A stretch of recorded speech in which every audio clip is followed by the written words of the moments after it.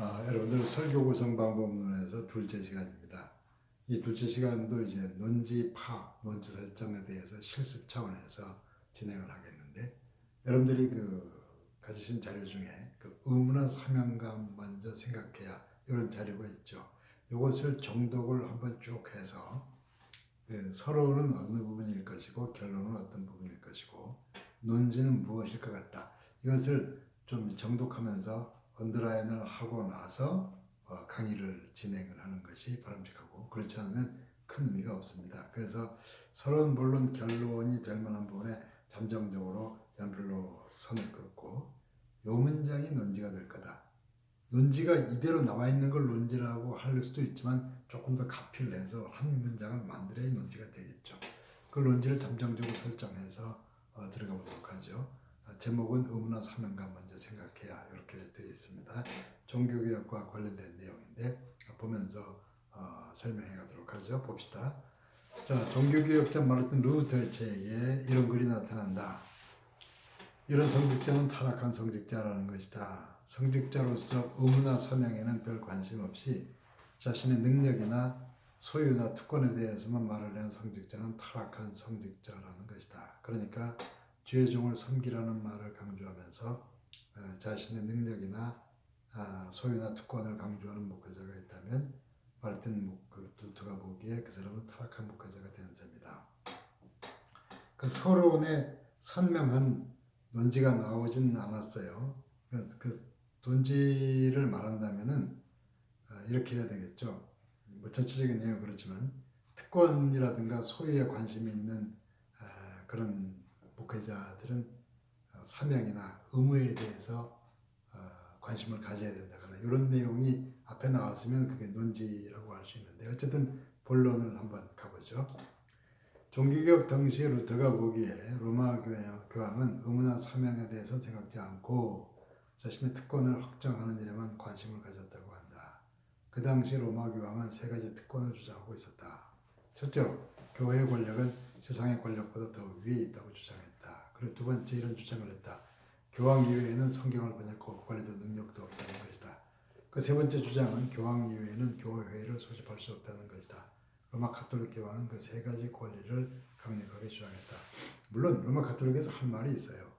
여러 가지 이단이 있고 뭐 이런 문제가 있을 때 교회만이 성경을 온전히 번역해서 교회를 하나로 이끌어가야 된다. 이런 맥락에서 얘기할 수 있지만 교황에 대해서 주로 권위만 강조하고 또 다른 분야도 있었기 때문에, 자, 그 다음 그런 권위를 다 그대로 인정한다고 생각해보자.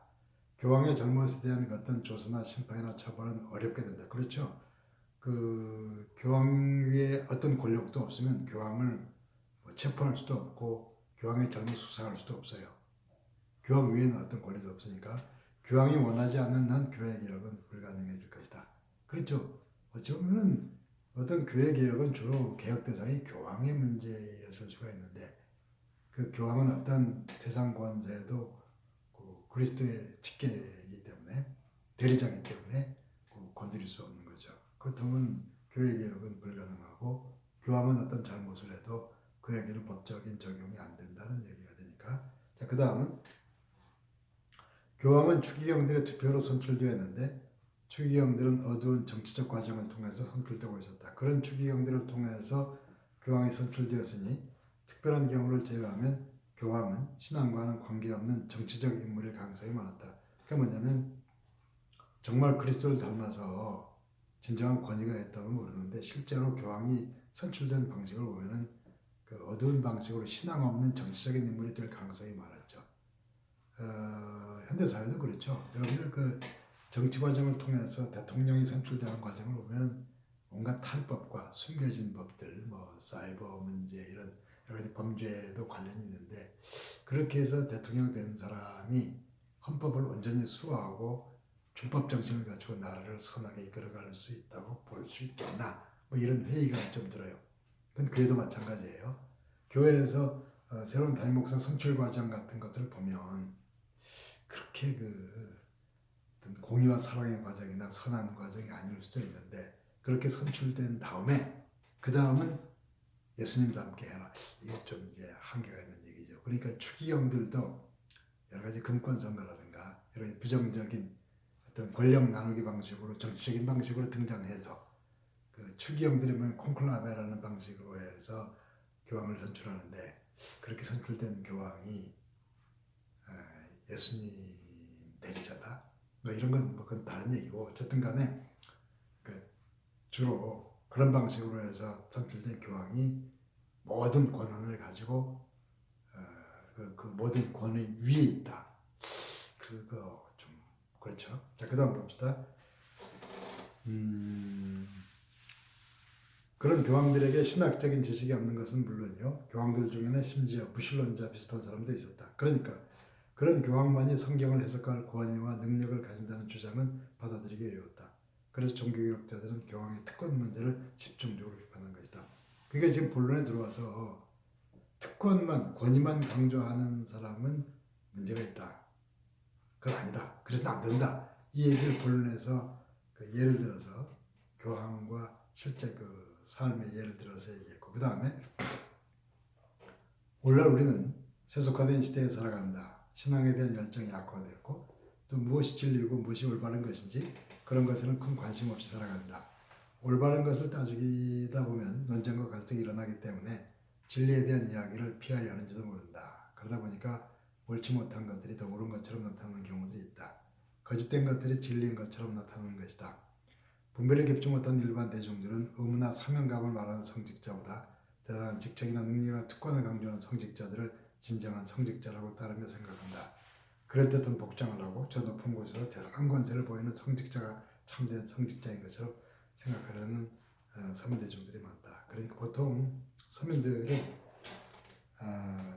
강력하고 우리와는 다른 반짝거리는 리더를 원하는 경우가 있죠. 뭐 그러다 보니까 마구간에 태어난 하나님의 아들은 안중에도 없어질 수가 있고 그 뭐 십자가 지고 골고다에서 피 흘려 죽는 자가 뭐 우리의 구세주가 되고 왕이 되느냐 뭐 이런 문제가 있겠죠. 근데 어쨌든 간에 그 골고다에 돌아가시고 마구간에 나으시고 전부 그 의무나 사명감 차원에서 그런 방향에서 오신 그리스도.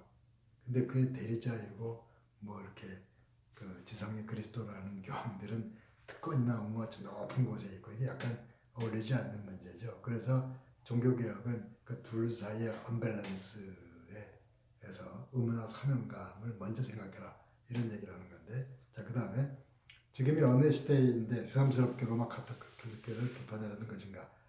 로마 카톨릭보다는 실상은 우리 자신을 향해서 무슨 말을 하고 싶은 것이다. 의무나 사명감보다는 소유나 권세에 대한 관심들이 은연중에 확산되어 가는 것이 요즘 한국 개신교 형편이 아닌가.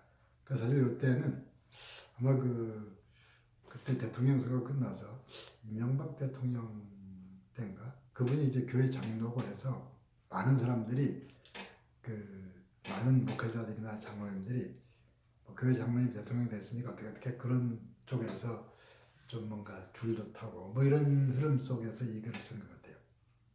그러니까 특권이나 뭐 이렇게 소유나 이런 것보다 의무나 사명감 내팽개치신 뭐 이런 세태를 좀 시작한 건데 그때 종교개혁 기념주의 관련해서 썼던 것 같아요. 그런 맥락에서 종교개혁의 시대를 돌이켜보고 싶은 것이다. 하나님의 축복과 세상의 어떤 특권을 동일시하려는 사고방식이나 그러니까 어떤 권세를 가진 게 축복이라기보다는 의무나 사명감을 나의 것으로 생각하면 그 자체가 축복인데 자 법적인 체제를 강화해 나가는 것을 개혁이라고 생각하려는 사고방식이나 그러니까 법을 엄격하는 것이 개혁이라고 보기는 어려워요. 자 중심에 자리한 사람들끼리 그러니까 권력자들끼리 모이다 보면 뭔가 되려니 하는 사고방식은 마르틴 루터가 보기에 개혁의 대상이 될 테다. 그러니까 권력자들끼리 모여서 소리를 높이고 뭔가 뭐 체계를 강화하고 그거는 개혁의 대상이지 그건 개혁의 방향이 아니라는 얘기죠.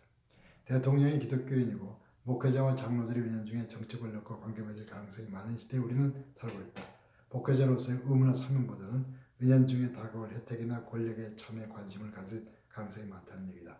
이런 시대란 말이죠. 자, 결론 부위 교회 정점에 위치한 교황이 그의 특권에 전념하던 시기에 로마 가톨릭 교회는 종교개혁이라는 박과 함께 쇠락의 길을 걷기 시작했다.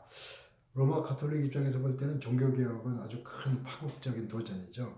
그 이후에 세계가 반으로 잘라지고 문제가 됐으니까 하나님의 아들의 심판하에 골고다의 십자가를 세웠던 대제사장들의 권세는 부활의 아침부터는 최악의 이름으로 변하여 역사의 길에 남게 된다.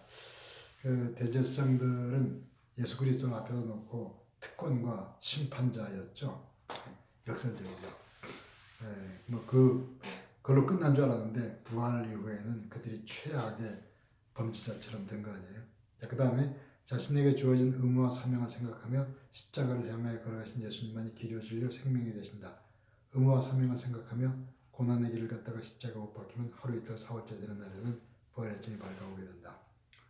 루터는 교회는 항상 개혁되어야 한다고 했다. 특권과 소유를 먼저 생각하는 삶으로부터 의무와 사명을 앞세우는 삶으로의 변화를 먼저 생각해서 들어가라. 그러니까 여기에서 만일에 논지를 말한다면 특권과 소유를 먼저 생각하는 삶으로부터 의무와 사명을 앞세우는 삶으로의 그 교회 삶의 변화를 추구하자. 뭐 이런 얘기가 논지가 돼요. 그 여러분들의 논지를 구체적으로 한 문장으로 써보세요. 그래서 여러분들 이제 과제는 뭐 이게 제목은 나왔으니까 알고 논지를 조금 전에 그 정거장과 교회 그리고 지금 읽어드린 여기에 대해서 논지를 만들어 보세요. 가능한 한 문장이라 해야 돼요. 그리고 전체 내용을 가능한 담고 있으면서 간결하게 중복되는 거 피하고 말 안 해도 되는 거 말하지 않고 그래서 한 문장으로 딱 해서 그걸 보면은 전체 내용을 커버하고 있구나. 이게 논지예요. 그 논지 훈련을 하기 위해서 1시간 더 할 텐데 그래서 그 과제는 이번에 과제는 조금 전에 읽었던 정거장과 교회에 대한 그걸 논지를 정확히 써보시고 그다음에 이것도 논지를 정확히 써서 그 논지를 말이죠. 여러분들 그 카톡으로 저에게 보내주시면 좋겠네요. 그 한 문장이니까 그걸 이제 풀석 겸 숙제한 걸로 하죠. 그래서 논지를 가능한 불필요한 걸 빼고 또 뭐 이렇게 동료들끼리 질문도 하고 의논도 하면서 하는데 똑같이 보내면 안 되겠죠. 그건 뭐 이렇게 베낀 게 되면 곤란하니까. 어쨌든 여러분들 수고하셨어요. 1시간 더 하면서 논지 훈련을 더해서 이번 시간에는 논지와 글 파악하는 뭐 그런 내용을 가지고 했고 다음 시간에도 정독을 한번 한 다음에 참여한대요. 그래서 카톡을 보면서 이 비슷한 시간을 한번 더 할까 서평과 관련해서 그렇게 계획을 하고 있습니다. 여러분들 두 번째 시간 이걸로 마치겠습니다.